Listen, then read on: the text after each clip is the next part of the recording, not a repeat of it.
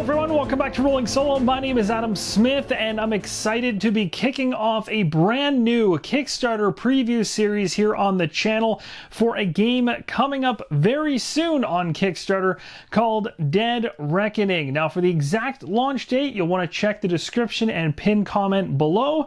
This comes from AEG, and it was created by John D. Clair. I am really excited for this one. As you can see from the front of the box, the artwork is gorgeous. And for those of you that are familiar with games that Ian O'Toole has been a part of in terms of the artwork, they've always looked great, but the gameplay is just as important. And in this series of videos, we're not only going to show you how to set up Dead Reckoning, we're also going to go through a full solo playthrough. So without further ado, we'll start with the setup for a regular two-player game, and then we're going to show you what components come out of the equation when playing in solo mode, and then we'll get right to that solo playthrough. So without further ado, let's get started. The first step is to find the harbor board, which looks just like this. And again, remember, everything you're going to see inside of this setup video as well as during the playthrough are going to be Kickstarter prototype material, so they're all subject to change in terms of how they look in the final version. This is the harbor board. You've got 4 different harbors here, all with different colors for different players playing the game. When playing solo, you're going to be controlling and playing in a 2-player capacity, with 1 player being controlled by the AI and 1, of course, being yourself. You've got the achievement track along the very top. Next, each player will then select a color ship they'd like to control, and they'll place it in the same color harbor. You can easily identify which harbor you should place your ship in by just looking below the harbor itself for the associated color. Now we're going to set up the ocean boards, and the first thing you're going to do is get them all organized. Some of them will have islands on them, and others will be completely empty sea space. Once you have those 2 groups beside each other, next you're going to take all the ones that have islands represented on them. So an example, these ones right here, flip them over, give them a good shuffle so that you're unaware of where any of the islands are inside of this stack. Next, we're going to randomly select a number of them depending upon the number of players in the current game, and the rest of them will go back to the box. You're going to use 10 of these island boards in a 4-player game, 9 boards in a 3-player game, and 8 boards in a 2-player game. We're going to be playing a 2-player, so we'll be selecting 8 boards, and I'll grab them straight from the top. I've selected 8 island ocean tiles at random and have them in a pile here to the right. The rest of the ocean tiles that represent islands that weren't selected are going back to the box. Next, we need to determine the open sea spaces that will be part of our upcoming game. We simply look in the bottom right-hand corner. You'll see a numerical value in some cases as well as a skull. This just represents the number of players. So if you happen to see, like this one here, a 2 and a skull, that means that this particular tile right here is used in a 2-player game, and as we're playing 2-player, this one will be included. This one over here has a 2 and a 3 in it, meaning it's only included in 2 and 3-player games. So being that we're playing 2-player, this will also be included. So what about the ones that are completely blank? Those ones are always included. So if you were playing at the 4-player count, you would definitely be including these 2, but you wouldn't be including these 2. No matter the player count, you should have a total of 12 ocean boards, face down, shuffle them up, and then place them in a 3x4 grid, starting at the harbor and working your way out. When the 3x4 grid has been placed out, it'll look exactly like this. You'll have no idea where certain locations or blank, empty, open sea spaces are within the world itself.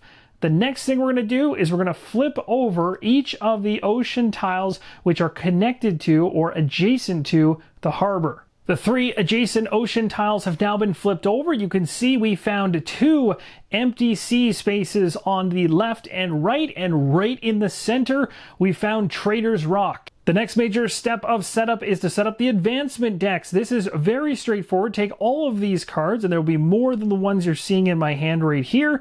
You're going to want to focus on this section right up here in the top right-hand corner. You'll see a black mark. That's considered the row icon. If you see one of those, that means this card belongs in row 1. So you're going to want to find all the cards with one of those black marks and put them all into one deck. Once you have them all into a single deck, find all of the same looking type of cards, whether they're encounters or advancements, and you're going to want to find one that has 2 of these black marks, which will denote row 2, and you'll do this for 3 and 4 as well. So using the row icons in the top right hand corner of each of these encounter or advancement cards, again, going back to the black marking, which is the row icon, this is 1, 2, 3, and 4, which is much more easily seen in this shot versus the prior one. But now I have 4 different stacks of cards. So every one of these stacks should only have the associated row icon underneath of them. So this whole stack is going to be row 1 icons. This one's going to be all 2, and this is all 3 and all 4. And to be even sure of it, you can check the color coding of them as well. You've got a gray, yellow, orange, and reddish color in order to determine which ones should be in which pile. Once you have these set, you're going to give them a good shuffle and place each of them upside down inside the same row box that you can see down below. So this deck right here is for row number 1. So the box in the top left-hand corner matches the same row icon as this deck. So this deck will be flipped upside down and then placed inside of the one box. With the advancements and encounters for row 1 inside the row 1 box, next place it in row number 1 of the ocean tiles. So you can see here, this is considered row number 1. So we place row number 1's box here with the row number 1 advancements and encounters upside down inside the box. Next, we'll do this for each of the rows all the way out to 4. All of the row boxes are now in place. We have 1, 2, 3, and 4. And one thing worth mentioning is the fact that you can orientate this setup either left to right or top to bottom. I've done more of a top to bottom approach. This is so I can more easily show you guys the iconography on the tiles as well as the text in an up and down fashion as you'd be accustomed to if you were reading it.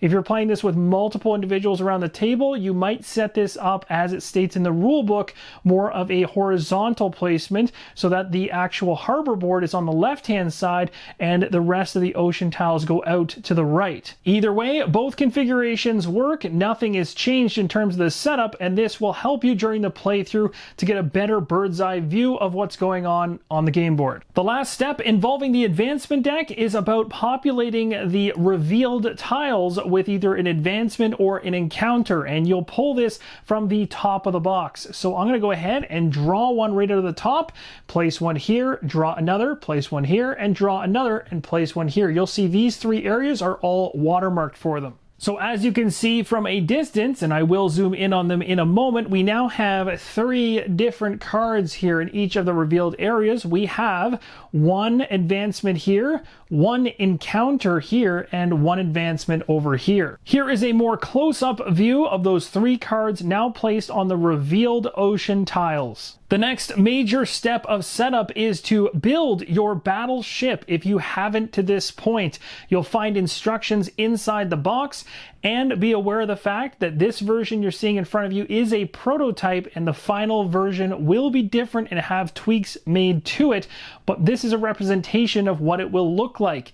Down below, connected to it, is the battle board. You'll be dropping cubes through the ship and down into the battle board to determine the many different ways that a battle can play out. It's also important to remember when setting these 2 items up that they should be in alignment with each other in terms of the track where the cubes will come down and where they'll enter into the battle board. The next major step is around other components like tokens and markers. So for instance, we have cargo tokens up here, black cubes right here, fire markers, as well as buildings. And of course, it wouldn't be a true pirate game without some coins. Now gather all your basic and advanced ship upgrade tiles. You can categorize them just by the way they look visually, and you'll have stacks of 4 of each of them. Again, reference the rule book in terms of an order in which to place them in. The one thing you're going to want to keep an eye out for, though, is in the top right-hand corner of each of these ship upgrades, you'll either see a saw or you'll see a saw and a hammer crossed. If you see just the saw, it's considered a basic upgrade. There's 3 of those piles to the left. And if you see a saw crossed with a hammer, it's considered an advanced ship upgrade, of which there are 5 piles of 4. Now let's talk about what you can expect to set up around each player. So each player is going to have 1 treasure chest in their color to keep their coins secret from other players. Again, within this prototype here, all the chests look exactly the same. Inside the treasure chest itself, there are 15 coins, which are kept secret. We'll talk more about this later on, but as you're quite aware, if you're playing this game solo against the AI, keeping your coins secret doesn't need to be done. You can actually remove the treasure chest out of the equation and just place the money on the table. For now, we'll leave it as is. Next, you're going to want to find 30 cubes in your color. So I chose yellow in order to represent myself. So I've got 30 yellow cubes over here.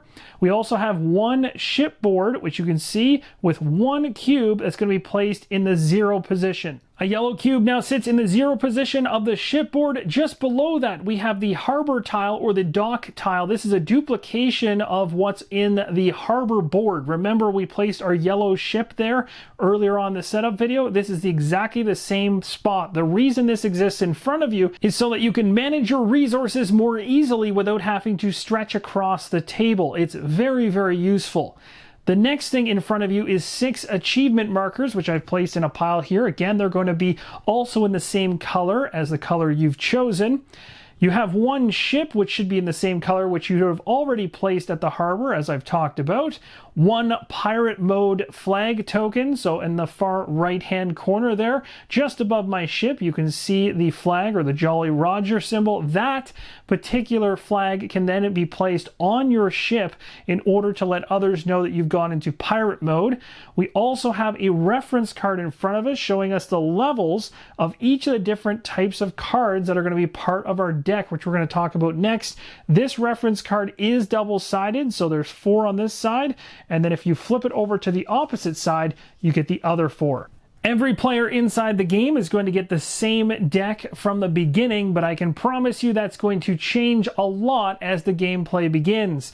The very first card you should have in your deck is 1 captain, 1 purser, 1 first mate, 1 bosun, 1 buccaneer, 2 gunners, 2 deckhands, and finally 3 crew. Now again, this is a prototype. The sleeves that were included in this prototype are actually quite beautiful on the back. You can see there a picture coming right from the artwork within the game. And inside of each sleeve, there's actually going to be 2 things you need to take notice of to actually create each of these cards. You're going to have the actual clear see-through card for the role that it represents. So in this case, captain. There's nothing else to it. It just says that. So you want to ensure that that is inside the sleeve at the front. And then behind it, you're going to have another card here, which is easy to determine where it should go or which one it should be paired with, as it states captain right on it. The real important thing to note, though, is the way in which you put this card in.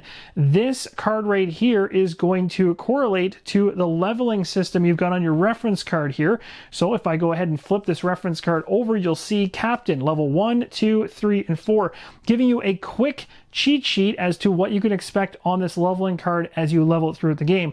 The first thing you get is the bottom section here for level 1. So when you place in the sleeve, this will go on top of the card like this, so you can see that it's level 1.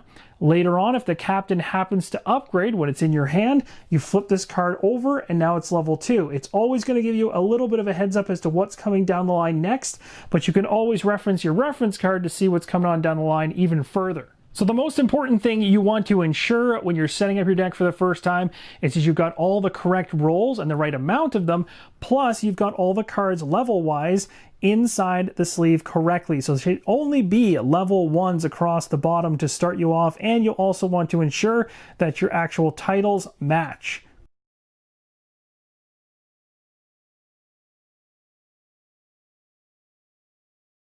Other players are going to set themselves up in the exact same fashion. The big thing to remember is when you're done building your decks correctly, make sure you shuffle them, and then you're going to go ahead and each player is going to draw 4. Then randomly determine a first player. That player gains 1 cargo. The next player in clockwise order gets 2 cargo.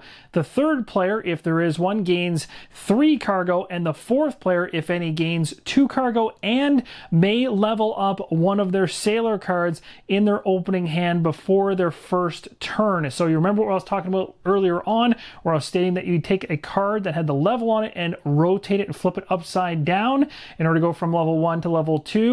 You'd be doing that inside one of these decks if you happen to be that fourth player. Now, we're playing this solo. So when you're playing this solo, there are some changes to setup. And as you've seen to this point, this is everything you need to know to set up the game for 2-player. But that's 2-player as if there were 2 players actually sitting at the table. When you're playing solo, you're going to set up for 2-player, but there's going to be some differences in how the setup changes going into it. First off, the actual sailor cards that we set up here for our actual AI opponent, which in this case for me is going to be the purple side, my left-hand side, they will not be using any of their cards. At least these ones anyways. You can remove these from the game. The pirate mode token right here, as well as the chest, can also be removed. Just be sure that you don't throw away the 15 coins that are inside of the chest, as again, when you're playing solo, there's no hidden information, so that's the major reason for removing the chest. If you want, you can leave it in the game, but if you'd rather see everything without having anything hidden on you, this is the easiest. For my purposes as well during this playthrough, as well as when I play this off camera, I actually prefer to not use the chest, as again, it helps me to do quick glances to determine how many coins that I have, so I'll also be removing the chest. Again, when playing solo, make sure you don't throw out your 15 coins you gathered, and also, even though you're playing a pirate game, ensure you don't take money from the bank. And the last final step for solo setup, it's the most important one, is all about the AI deck. And the AI deck, as you remember earlier on, the deck that actually sat here, which was a normal deck of cards if you're playing as a true human player, was removed from the AI purple player, but it's replaced by an AI deck that physically I don't have on the table with this prototype currently. So what I'm going to be doing is I've taken 18 screen captures of the 18 normal difficulty cards that comprise or make up the AI deck. It's also worth noting though that the actual deck of 18 cards is scalable in difficulty, and you can change it in the final version to see fit your own preferences. You can make it much tougher, much easier, which is awesome. It's not just preset to one difficulty level. I'll be playing on normal difficulty. As I mentioned, there's going to be 18 pictures. They're going to be on my iPhone. I'm going to be using those as a reference, and then I'm going to be going ahead and rolling a D20, which I have. And of course, if I land anything from 1 through to 18, I'll reveal the card.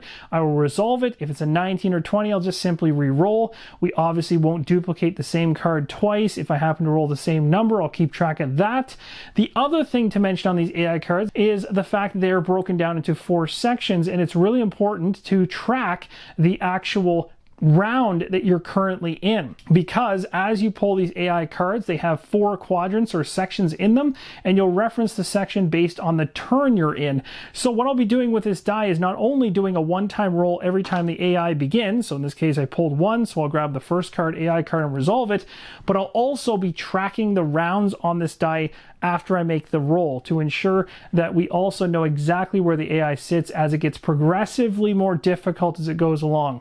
Again, all this management is just me doing this myself. In the final version of this actual game, none of this will be necessary because you'll have an 18 card deck in front of you, which as you use a card by card will literally be tracking the rounds for you as to how many you've gone through. Plus, it's all right there in front of you. So I'm just making this extra complicated because I'm going to be going the digital route, but I'll do my best to ensure that nobody gets lost along the way. So with all that said, that is the setup for the 2-player game of Dead Reckoning, and also gives you an idea as to what can be removed out of the equation when you're playing the 2-player game, but in a solo capacity, because whenever you play solo, you're always playing a 2-player game.